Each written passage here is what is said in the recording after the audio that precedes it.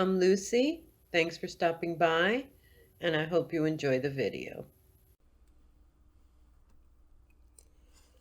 I hadn't seen my father in 20 years, so when he called me out of the clear blue one day to tell me he was going to get on a plane to come see me, if I'd be able to go pick him up at the airport, I was very surprised, but at the same time very happy that I'd be seeing him after all of these years. He told me he'd be staying with me in Florida for about 3 days. Then he'd fly back to his home in New Jersey. I was sitting on the edge of my seat listening to him talk to me on the phone, because this was not his typical short conversation with me of just some niceties. This conversation was different, one that I had never heard before. I was so thrilled and excited at the thought of finally having my childhood dream come true, of having my father by my side for the first time since I was a child. He went on to tell me not to worry about any money that I would spend on gas or tolls to go pick him up at the airport, nor to worry about where he was going to stay because he'd be staying in a hotel during his visit. I was listening very intently because his conversation was filled with a lot of details and instructions, which was not typical of my father since he was a man of very few words. So I wanted to make sure I didn't miss anything nor misunderstood anything. This was the same man who had abandoned me as a child and never cared, not even if I had food to eat as a child, much less now as an adult, while he at that time had a very good financial situation. This was the same man asking me for my bank account number and my bank information. I was very surprised, so I asked him why was he asking me, why did he want to know?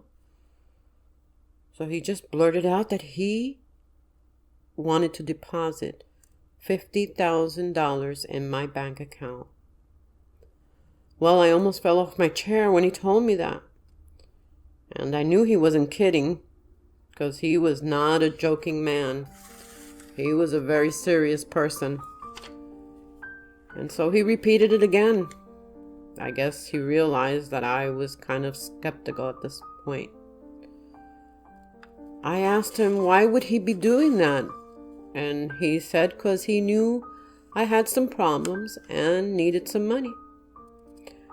And while it was true, I did indeed have some problems, but that was nothing new. He knew I had problems since my childhood, partly because of him. So he just summed it all up by basically saying it was a gift he was giving me, and he'd be depositing that money in my bank account, and I would see it in there probably by the next day. He asked me to use that money to resolve some problems that I had at the time and to just consider it a long overdue gift from him. It was almost like he was trying to make up for my childhood. So I was still kind of taken back after listening to his specific questions and instructions. It was still something didn't sit right with me. Something just didn't feel right. So before he hung up, he told me to be on standby, that he'd be calling me again in a couple of days to make sure I got the money, and to give me all of the information about his flight, but that he'd be seeing me in 3 days.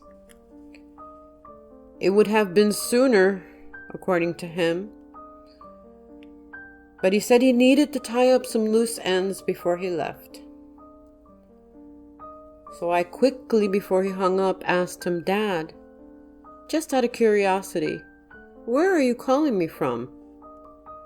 Because I could hear some people talking in the background while he was talking to me. And I knew, knowing his wife, that he would not be having this conversation with me in front of her. So I knew he wasn't home. He said he was at a restaurant having some lunch, nonchalantly, and I asked him, "Oh." I was kind of surprised. "Are you alone?" Or are you with someone else? He said very calmly, no, he wasn't alone. He was having lunch with his stepson, his wife's son. Again, I was even more surprised and asked him if he should be having that conversation in front of him, that I'm sure he was listening in. To which my dad responded to me, no, it was okay. Because, unbeknownst to me, apparently my dad's wife had suffered a slip and fall on the snow on a sidewalk. And so she was now recuperating in a nursing home because she had fractured some bones. And her son, who lived in another country, had traveled back to the States to tend to his mother. Because according to my dad couldn't provide her with the necessary medical attention that she needed. And so his wife and her son had all agreed that this decision was the best for everyone concerned.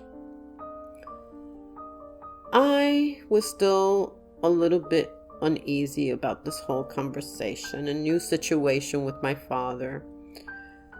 But trusting that he knew what he was doing, I kind of hesitated to say goodbye, and I just offered him some more or less advice about please be careful and make sure you don't fall too on the snow and bundle up in that cold weather in New Jersey, or something to that effect.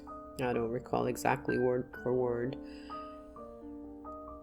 But I told him that I loved him, that I do remember, and how excited I was that I'd be seeing him soon. And so before he hung up, he told me he loved me. And he was also very excited about seeing me too. And the last thing he said to me was, I'll call you in a couple of days, but I'll be seeing you in 3 days. And then we both hung up. And that would be the last time I would ever hear my father's voice. The 3 days came and went, and a few days after that, my phone rang again. But this time, my roommate answered it. And it was for me, but this time it was my mother calling me, asking my roommate to please drive me to my mother's house because she had something very serious to tell me in person, because she didn't want to tell me over the phone. Well, my roommate did me the favor of driving me to my mother's house, where my mother was there waiting on me. I found this all kind of odd and mysterious. When I walked in and saw the look on everyone's face, I immediately knew something was wrong. My mother took me to her room, where she asked me to sit, where I kept on asking her what was wrong. She gently laid her hand on my lap and looked at me with tears in her eyes and said, "Daddy's dead." To which I answered, "What? What do you mean?" And she held my hand and said, "Someone killed your father." I walked out of her room, stunned, and into her living room where my brother was sitting on her couch waiting for me to show me the newspaper article on my father's killing. I didn't want to see it, for fear of seeing the murderer, because no matter who it was, to me, already in my mind, I could see he looked like a monster, regardless of who it was. And I didn't want to see the face of a monster in the newspaper, because it was already bad enough that I couldn't get him out of my mind. My mother's phone rang, and it was a detective from New Jersey, to which my brother spoke to. As I just sat there on my mother's couch, feeling numb, like a zombie. I could hear my brother talking to what seemed to me at the time to be really far away. I guess after he hung up the phone with the detective, my brother informed me that he and my oldest sister were making plans to fly out to New Jersey that same night to go see and talk with the detectives and my father's wife and anyone else they needed to talk to. My brother asked me if I'd be flying out with them, to which I said yes. and I asked my roommate to take me back home so I could start packing an overnight bag so I could leave right away. My roommate and I drove back home without speaking a word. I entered my house like a robot and started packing. I still hadn't shed a tear as I slowly walked out of my room carrying my overnight bag to leave. I suddenly collapsed on my way out the front door. Sometime later, I came to and found myself laying on my bed in my room with no one else around. Unsure of what had happened, the thought of my father came to my mind, and I thought it had all been a bad dream that I was waking up from. Unsure of what time or even what day it was. I noticed it was nighttime, and I guess my roommate was at her job working. Finally, reality hit me, and I realized it was not a dream when I saw my suitcase. Again, I fell to my knees, except this time I was hysterically crying. I somehow managed to crawl back into my bed, where, for a few days, had come and gone. I was alone trying to survive the shock of my father's death, where I would just get up out of bed, out of necessity, and then immediately back into bed again, where I had lost track of time or the days. I would hear my phone ringing to what seemed to be very far away, too far for me to muster up the strength to get out of bed to go answer it. So it would continue ringing unanswered for days. When I finally was able to leave my bed, still sobbing and feeling very weak, where I would have to hold on to the walls to walk for fear of falling, I finally got to speak to my brother, who had informed me of all the gruesome details and had given his apologies for me not attending my father's funeral, which he went on to say that it was just as well I didn't go because it was a closed casket anyway, because I wouldn't have wanted to see my father that way. He was unrecognizable. His face had been disfigured. I stood there trembling, not realizing, from lack of not eating for days, and not knowing that my blood pressure and my sugar levels were dangerously low. I could hear my brother's voice shaking and the tears in his words while he continued to inform me of all the specifics relating to my father's death. Meanwhile, for me, I felt like I was in a tunnel or a bubble. It seemed like my brain had taken refuge from my body because it couldn't handle the conversation anymore. So I just went through the motions of listening, but it felt like my body wasn't there. Before we hung up, my brother told me how my father's body was found in his own pool of blood with $50,000 in cash scattered near his body. And how my father's wife had told my brother and my sister that she knew that my father had intended that money for me, and how she would see to it that I would get it once my father's estate was settled. Well, 2 weeks after my father's gruesome murder, his wife apparently quickly recovered from her injuries and sold their $250,000 house, liquidated all of their assets, and her son took her out of the country and back with him to the country he was living in. Along with stealing my inheritance, a month later, to add insult to injury, I received a letter from my father's widow's lawyer asking me to sign my rights away from any claims on my father's estate in exchange for a settlement of $1,000.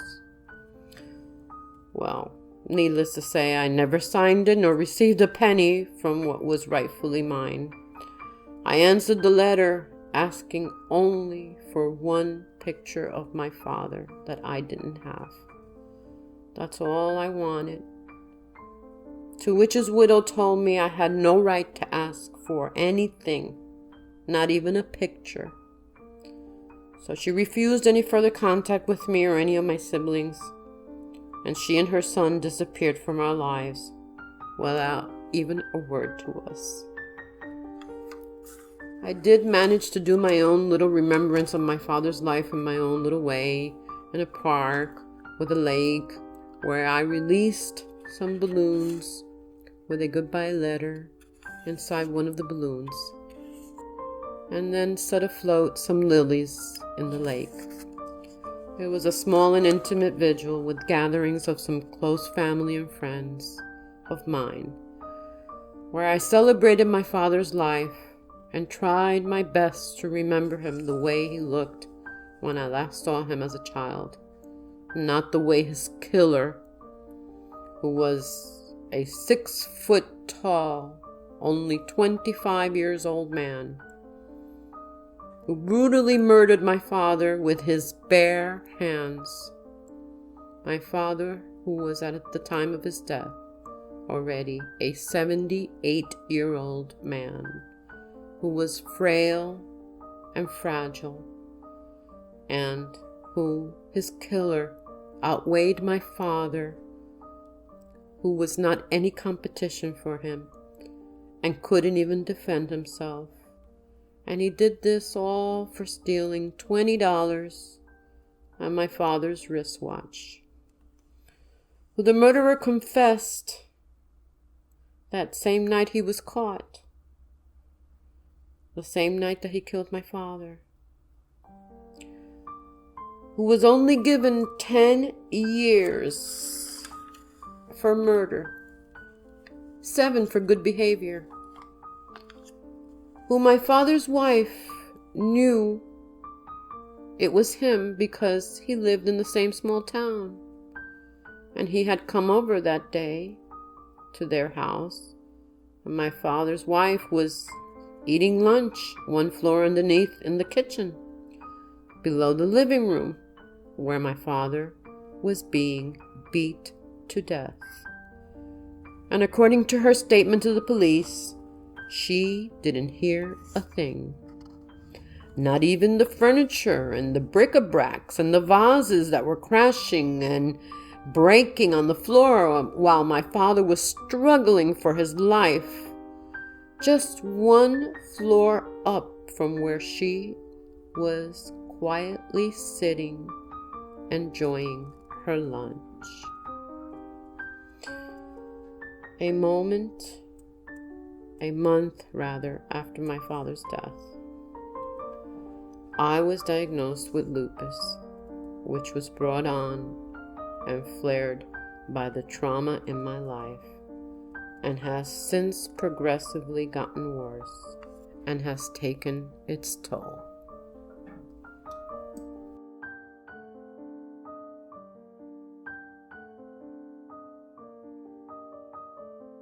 Thanks for stopping by. I hope you enjoyed the video, and please come back to see the next one. Be blessed. Bye.